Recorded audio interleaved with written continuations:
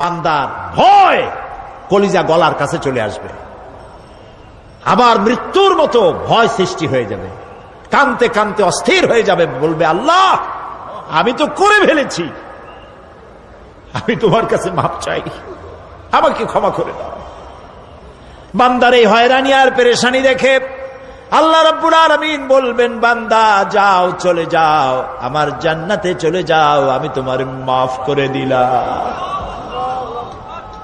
এই জন্য নবীজি শিখাইছেন, দোয়া করো, আল্লাহর কাছে দোয়া করো, আল্লাহুম্মা হাসিবনি হিসাবান ইয়াসীরা। পড়েন আল্লাহুম্মা হাসিবনি হিসাবান ইয়াসীরা।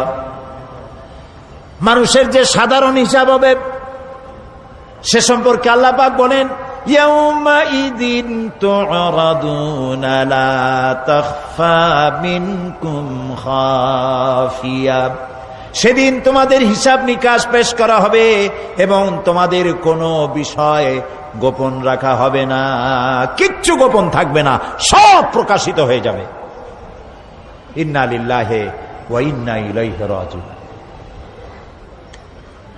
আল্লাহ তাআলা বলেন, ইয়াউমাইযিন ইয়াসদুরুন নাসু আশতাতান লিয়ুরাউ আ'মালাহুম ফামান ইয়া'মাল মিসকালা যাররাতিন খায়রান ইয়ারা ওয়া মান ইয়া'মাল মিসকালা যাররাতিন শাররান ইয়ারা।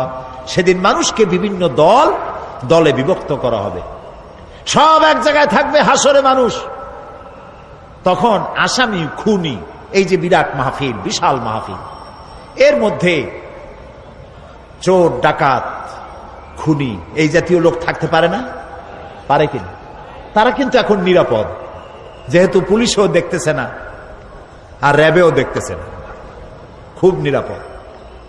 কিন্তু হঠাৎ করে যদি বলা হয় এই সমাবেশের ভিতরে সন্ত্রাসী কারা, তাদেরকে আমরা শনাক্ত করেছি, তারা আলাদা হয়ে যাও, তখন অবস্থাটা কেমন হবে? মৌতের শামিল হয়ে যাবে, ঠিক না? সমস্ত মানুষেরা হাসরের মাঠে একসাথে থাকবে, হঠাৎ করে হুকুম হবে, আওয়াজ হবে, আমতাজুল ইয়াওমা আইয়ুহাল মুজরিমুন। অপরাধীর দলের আলাদা হয়ে যাও। নেককার থেকে তারা তখন আলাদা হয়ে যাবে, দলে দলে বিভক্ত হয়ে যাবে, বিভক্ত হবে এবং তাদের কৃতকর্ম তাদেরকে এই জন্য করা হবে যাতে করে তাদের কৃতকর্ম তাদেরকে দেখানো যায়। অতঃপর কেউ যদি সরিষা পরিমাণ ভালো কাজ করে পুরস্কৃত করা হবে, সরিষা পরিমাণ খারাপ কাজও যদি করে দেখানো হবে এবং সেজন্য তাকে তিরস্কার ভোগ করতে হবে, শাস্তি দিতে হবে। প্রিয় ভাই সব, সেই কঠিন হাসরের ময়দানে সমস্ত মানব গোষ্ঠীকে একত্রিত করা হবে। আমল নামা বলতে সেখানে বোঝানো হয় আমল নামা উপস্থিত করা হবে, যাতে মানুষের সকল ধরনের কর্মগুলিকে লিপিবদ্ধ করে রাখা হয়েছে। আল্লাহ তাআলা বলেন, وَوُضِعَ الْكِتَابُ فَتَرَى الْمُجْرِمِينَ مُشْفِقِينَ مِمَّا فِيهِ وَيَقُولُونَ يَا وَيْلَتَنَا مَا لِهَذَا الْكِتَابِ। আর আমলনামা সামনে রাখা হবে, তাতে যা লেখা আছে তার কারণে আপনি অপরাধীদেরকে ভীত এবং সন্ত্রস্ত দেখতে পাবেন। আল্লাহ তাআলা বলছেন, আমলনামা হাতে এসে যাবে এবং এই হাতে আমলনামা পাওয়ার পর তারা বলবে, মালি হাযাল কিতাব লা ইউগাদিরু সগীরাতান ওয়ালা কাবীরাতান ইল্লা আহসাহা। এটা কি আশ্চর্য কিতাব! বড় বড় পাপ যা করেছি তাও লেখা হয়েছে, ছোট ছোট পাপ যা করেছি তাও লেখা হয়েছে। ওয়াজাদু মা আমিলু হাদিরান ওয়ালা ইয়াজলিমু রাব্বুকা আহাদা। যা যা তুমি আমল করেছিলে সমস্ত কৃতকর্ম কাগজে পত্রে লেখা আছে। তোমার রব কারো প্রতি জুলুম করবেন না। অমাল্লাহু বিযাল্লামিন লিল আবিদ, আল্লাহ তাআলা বান্দার উপরে কখনো জুলুম করেন না। এগুলি সব উপস্থিত হয়ে যাবে, বিশ্বাস করেন? এইখানে মাত্র কয়েকজন লোক কইল জি, এটা তো ঈমানের প্রশ্ন। এসব কথা যা বলা হলো বিশ্বাস করেন? আল্লাহ যেন এই বিশ্বাস আমাদের কলিজার মধ্যে গেড়ে দেন, বলেন আমিন। প্রিয় ভাই সব, আল্লাহ রাব্বুল আলামিন এই কোরআনে কারীমের ভিতরে সব কিছুকে ওপেন সিক্রেট করেছেন, কোনো গোপন কিছুই রাখেন নাই, সবগুলিকে খুলে খুলে বলে দিয়েছেন। আল্লাহ তাআলা বলেন, ওয়া কুল্লা ইনসানিন আলজামনাহু তাইরাহু ফি উনুকি ওয়া নুখরিজু লাহু ইয়াওমাল কিয়ামাতি কিতাবান ইয়ালকাহু মানসুরা ওয়া কুল্লা ইনসানিন আলজামনাহু তাইরাহু ফি উনুকি। আমি প্রত্যেক মানুষকে, মানুষের কর্মকে তার গ্রীবা লগ্ন করে দিয়েছি। এই যে গলা, গলা, এই গলার কাছে একটা ঘুটলির মতো, একটা সিম কার্ডের মতো এইখানে আমি রেখে দিয়েছি। কোথায়? কোন গলায়? কে বলতেছেন এ কথা? এই ঘুটলির ভিতরে তুমি যা করতেছো সব লিপিবদ্ধ হচ্ছে। সুবহানাল্লাহ বলেন। এখন বলতে পারেন অদৃশ্য এই ঘুটলি, এটা তো দেখি না, এটা কে বলতেছেন?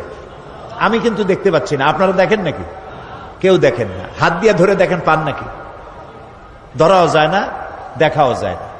আল্লাহ বলছেন আছে, তাহলে বিশ্বাস করতে হবে। এর ভিতরে সব রেকর্ড হয়ে যাচ্ছে।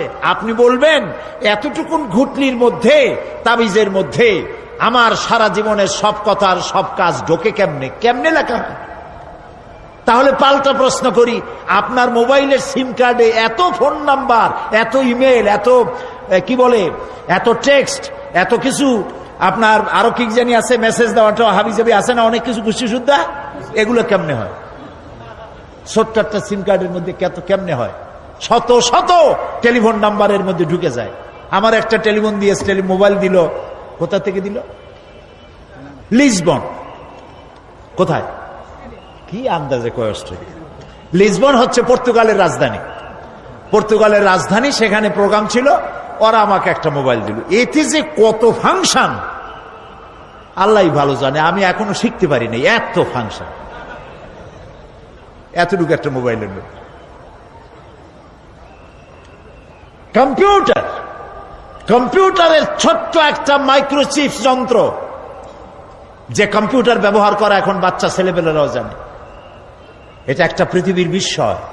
এই কম্পিউটার, আপনি যান ব্যাংকে, কম্পিউটারের ছোট্ট সেই মাইক্রোচিপসের মধ্যে সারা চট্টগ্রামের সমস্ত মানুষের টাকা লেনদেন, ট্রানজেকশন, এর যা কিছু আপনি করেছেন সব কিছুর হিসাব এখানে রয়েছে, আছে না? তাহলে এতটুকুন একটা মাইক্রোচিপসের মধ্যে এত সহস্র কোটি কোটি টাকার হিসাবপত্র, লেনদেন, এই ছোট্ট জিনিসের মধ্যে ঢুকাবার মতো জ্ঞান মানুষের মাথায় দিছে কে? বলেন কে? সেই আল্লাহই তো গলায় ঝুলায় রাখছে। তাহলে এটা সম্ভব না? সম্ভব কি না? সম্ভব। এখন এই কথাগুলি বলে আল্লাহ মানুষের ক্ষতি করছেন না উপকার করছেন?